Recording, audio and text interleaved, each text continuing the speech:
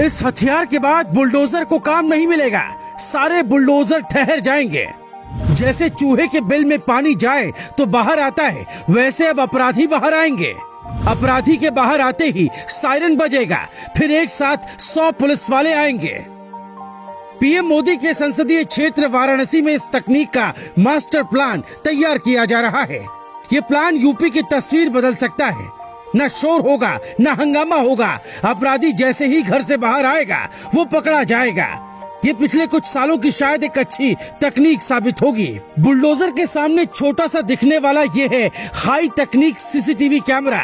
इस कैमरे में इतनी ताकत है, अगर आप एक बार फोटो दिखाकर ये कोड सेट कर दिया जाए कि आप अपराधी हैं, तो फिर आप मास्क लगाएं, हेलमेट लगाएं या फिर दाढ़ी बढ़ाएं, ये कैमरा आपकी पहचान कर लेगा। वाराणसी के 16 लोकेशन पर 22 कैमरे लगाए गए हैं। जैसे ही आप सड़कों पर आएंगे, वैसे ही ये camera Kashi integrated control room को सिग्नल भेजेगा और वहाँ सायरन की आवाज आएगी। जल्द ही ये कैमरे अपने काम पर लग जाएंगे। आपको ये कैमरा 200 से 300 फीट की दूरी पर देखते ही सिग्नल भेजेगा। ये नॉर्मल कैमरा नहीं होता है, इसका नाम है फेस रिकॉग्निशन कैमरा, यानी चेहरे की पहचान करने वाला कैमरा। ये कैमरे अपराधियों की सालों पुरानी फोटो, मास्क, हेलमेट या किसी भी प्रकार से ढके हुए चेहरों की भी पहचान कर लेते हैं। अपराधी अपना हुलिया बदलेंगे तो भी कैमरे की नजर से नहीं बच पाएंगे। इस तरह का प्रयोग योगी अकेले नहीं कर रहे हैं।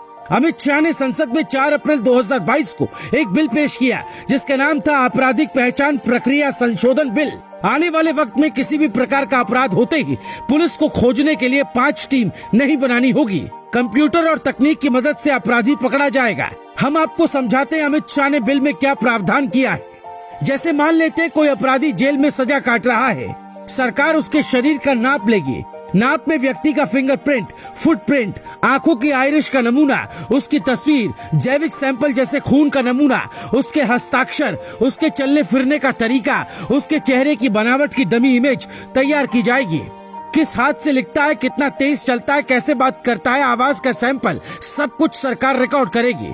ऐसा इसलिए क्योंकि जैसे ही कोई अपराध होता है, फॉरेंसिक रिपोर्ट में ये पता चल जाता है कि अपराध कैसे किया गया होगा और पुलिस उसी रिपोर्ट के आधार पर मिलान कर सकती है।